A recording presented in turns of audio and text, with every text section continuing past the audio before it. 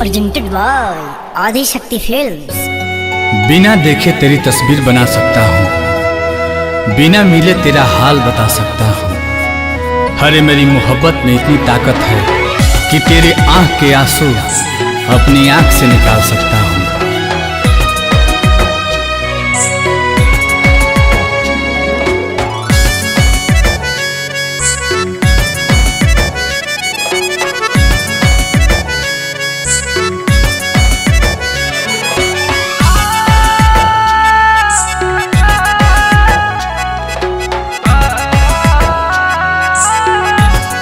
बिछड़ के को पल तोह से जियल बाटे गवारा हो। कह कैसे उमर भरला सनम करब गुजारा हो। रोता दिल बेचारा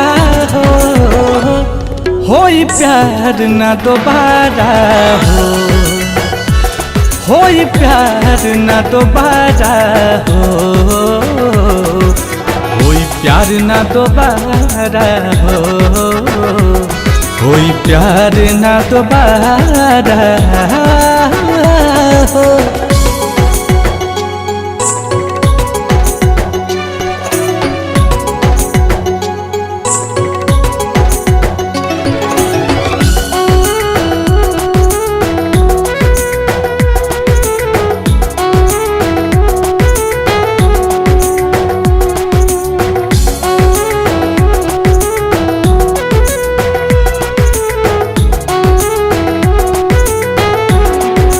फेरू दिल के ई बगिया अब कबो आबाद ना होई।